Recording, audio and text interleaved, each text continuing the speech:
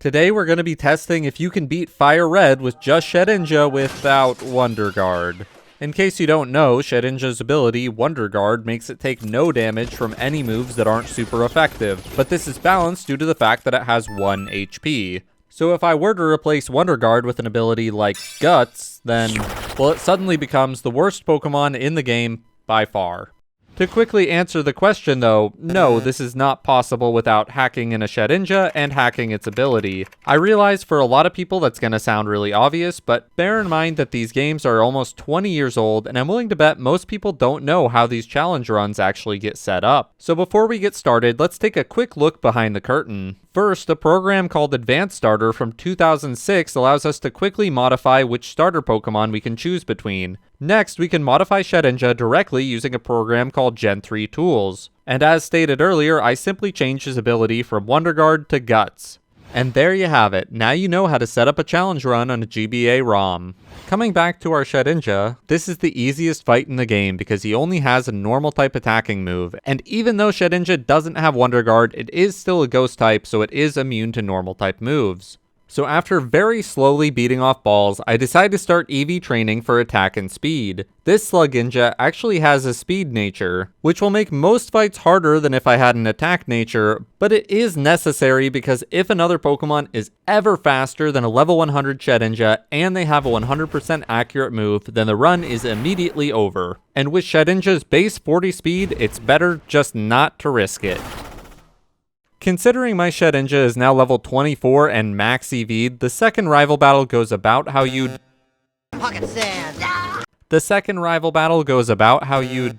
Okay, you're gonna need to cut that out real quick. It goes about how you'd expect. But getting through Brock, even at level 25, is gonna be a bit of a challenge considering I only have weak normal attacking moves. Try not to mind the giant leaps in the death counter in the corner. That's because there are a lot of deaths that I'm not going to be showing on screen, but I will try to make some fun compilations so long as I can still find new death sound effects. Let's rock and roll! I was too weak.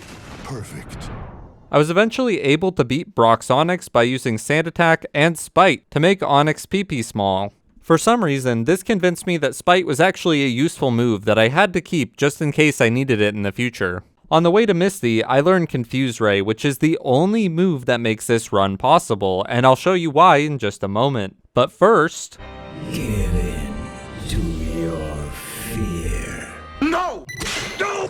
Misty only ended up taking 3 tries, as I was able to take out her Staryu with 1 scratch. And after 2 hits of chip damage from Confusion, her Starmie went down as well. Moving on to the next rival battle, this is why I needed Confuse Ray. His Pidgeotto has Keen Eye, and that means that I have to one-shot it or confuse it and kill it before it snaps out. That's right, I can say kill and die because I'm a cool YouTuber that's not afraid of getting my videos demonetized. My videos aren't monetized. And so it's quite fortunate that I get an instant critical on my first try, baby. Sweep his entire team with Scratch, that's what I'm talking about.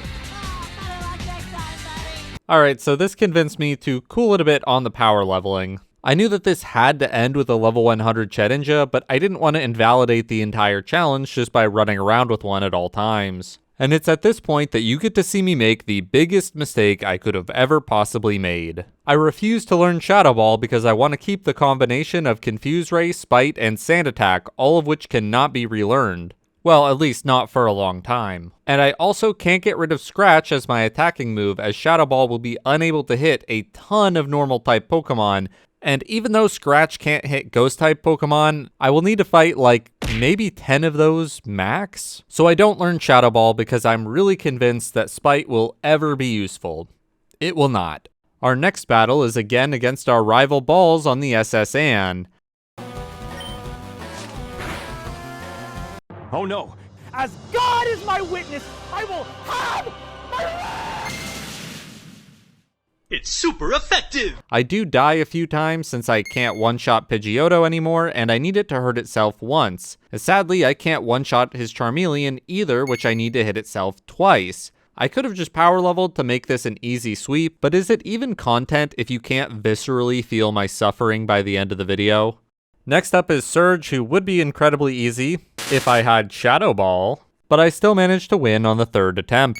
I don't think I've made mention of Swords Dance, so I'll address that now. Swords Dance is very commonly used on Shedinjas in competitive play, but it's not actually a move learned by Shedinja. It's learned by Ninjask. And Shedinja are only able to learn it because they are copies of Ninjask after their evolutions. Shedinja can't even be taught Swords Dance when it's a TM in Generation 4, which is kind of crazy that it can't be taught a move that it can know. After Surge, I rushed my way into the next rival battle in the Pokemon Tower. This one would have been way easier if I had delayed it to go to the Celadon City Mart, but I kind of forgot that you could do that already and just went on with the battle anyway. And hoo boy, did I die a lot.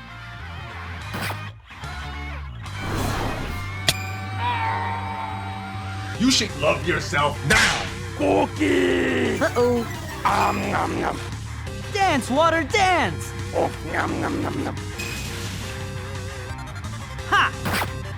Neo, lose. Gotcha now!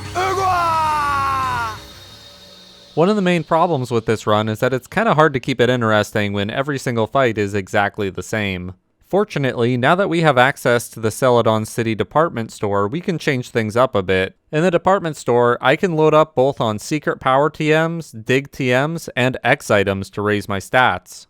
Thankfully, now I can get rid of Scratch for good, and I'll always have either Secret Power or Dig depending on what I need for the situation. Also, because of this animation, I always believed as a kid that you would just smash a TM over a Pokemon's head to teach them a move. Like you just violently smash the disc across the Pokemon's head, splitting it in two, but if it's an HM, then the disc is really sturdy so it doesn't break and you can use it again. Now that I've said that out loud, it sounds kind of messed up. There's one other extremely special thing that I can get here, but I'll save that reveal for later because I didn't know about it. With an arsenal of new options at my disposal, Erica should be a breeze. Now behold, Shedinja's secret power. Well, it's not that powerful, I guess. It does have a 30% chance to paralyze in most situations, though, and that will make it significantly more likely for me to come out on top of most of these encounters. Because I have a limited supply of X attacks and it's kind of hard to get a free turn to use them, I ended up just trying to brute force my way through this gym fight, which ended up taking 6 tries. Not too shabby, but it could have been easier. Beating Erica results in us getting the Giga Drain TM, which is actually learnable by Shedinja, but not super useful due to my low special attack. The next big fight is against Team Rocket boss Giovanni, and this fight is a total pushover. I go into it forgetting to teach my Shedinja Dig, which would have been very useful for this encounter, but of course, good strategy is no substitute for a whole lot of luck. It certainly helps that his Kangaskhan had no way to attack ghost types, as you're not supposed to have any in this point in the game, and so I only had to get lucky against his Onix and Rhyhorn. Heading back to the Pokemon Tower to continue the main story, we actually have somewhat of an interesting case with the normal trainers that I've been skipping over for the most of the video. These trainers have Ghastly and Haunter, which aren't affected by Secret Power due to the fact that they're Ghost type, and aren't affected by Dig because they have Levitate. At first I burned my Giga Drain TM, and then I realized that they have the move Curse, which deals half of their HP and damage, and realized that I actually didn't need to use Giga Drain. I could just confuse them, have them hit themselves a few times, and then let them take out the rest of their HP with Curse. Using Giga Drain would cause me to have died way less, but I did want to preserve Giga Drain for a later point, just in case I needed it, because I can't just go out and buy another one. Very fortunately for my sanity, you only have to fight 2 channelers, and they both have 1 Pokemon each. And while I make it out of the first channeler deathless, the second channeler takes 10 attempts, which is honestly bad luck that I am long overdue for. I'm not sure the Ghost Marowak at the top of the stairs had a move that could hit me, but it seems to act just like a wild Pokemon which picks moves randomly, and I was able to kill it just with 2 hits, no confusion. For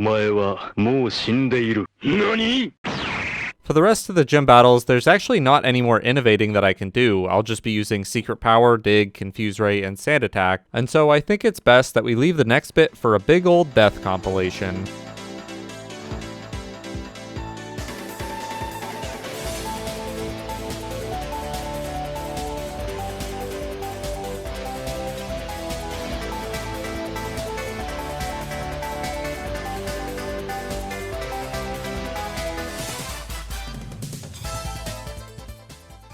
You know, this roof is a pretty popular spot, but that's a topic for another video. To catch you up to speed, we've got one badge left, and my death counter is only at 39 on account of me being so over-leveled. But don't worry, the difficulty will ramp up real quick. Gym Leader Giovanni is one of the hardest battles of this run. Because he has a few rock types which resist secret power, it is necessary that I use Dig. However, Dig always leaves me vulnerable for one turn, as all of his Pokemon know Earthquake and can hit me while underground.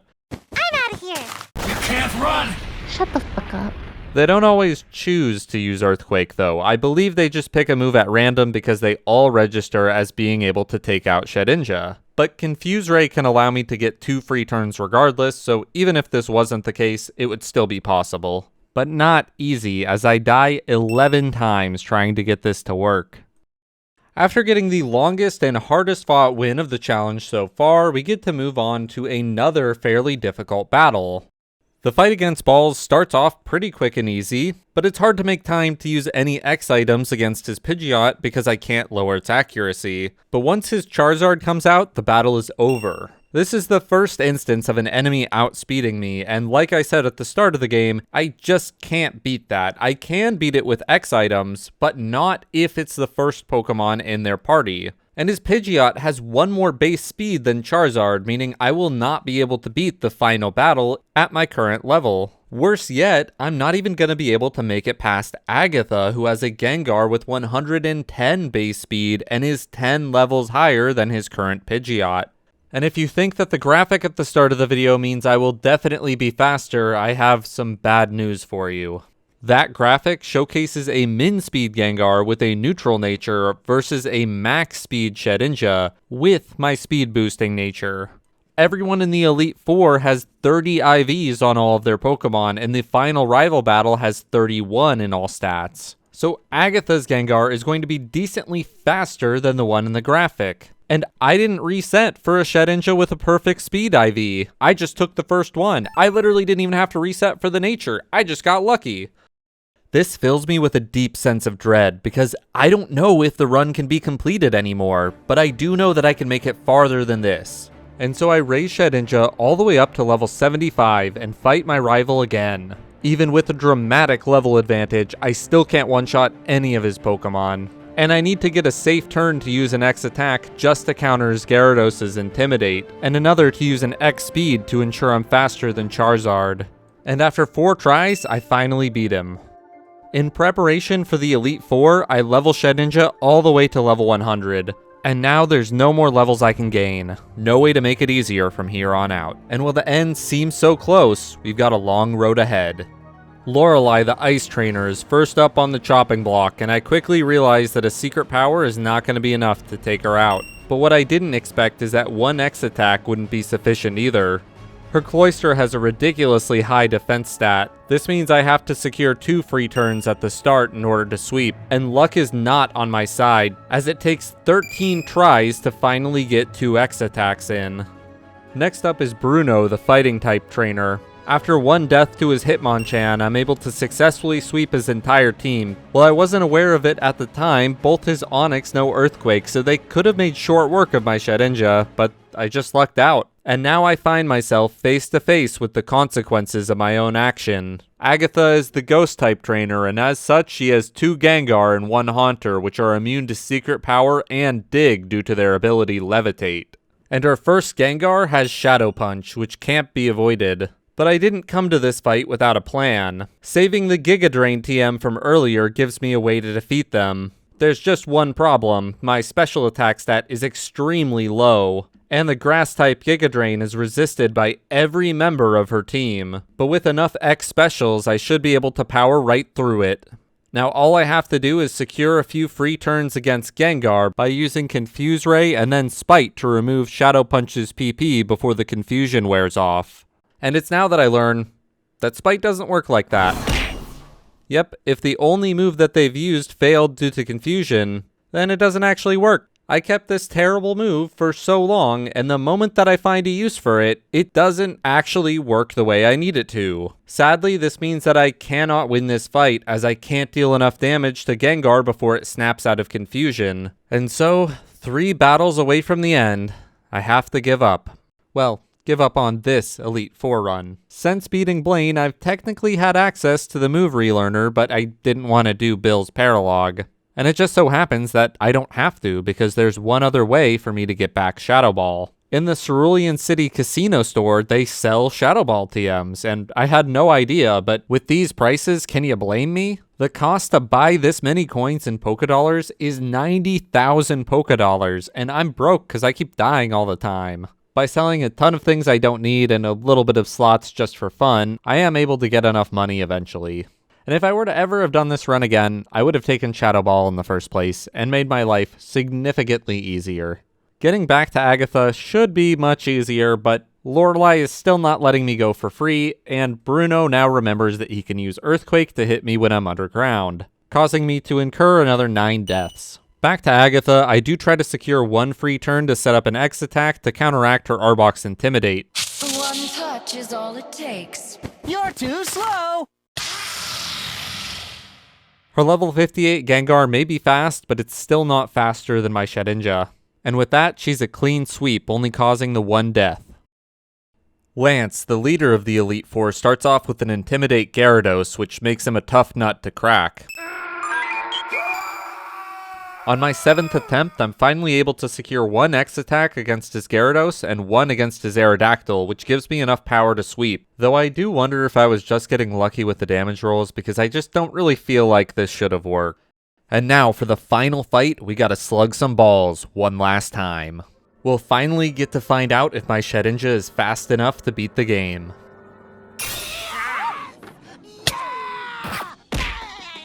You think I don't know my head's on a fucking spike the minute I let my guard down?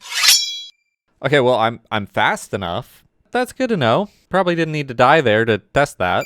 Because he leads with his Pidgeot, Sand Attack is no longer useful, and so I just replaced it with Dig. Sadly, it's really not likely to get 2 consecutive X attacks off against this Pidgeot, so I just settle for 1. This means that after his Gyarados' Intimidate, I'm just not going to be able to take out his Charizard in 1 hit. But that's alright, because I have a better plan. I lean into my Shedinja's ear and whisper these words.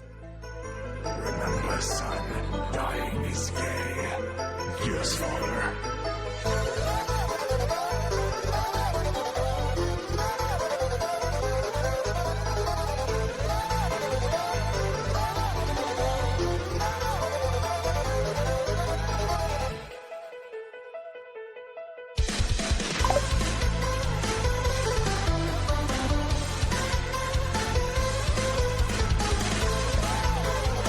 And with one final stroke of good luck, it's over. The final edit was of course inspired by a very popular video, but you probably didn't know that it was made by Slugma, whose name is based dangerously on the very real disease that our rival Balls has contracted.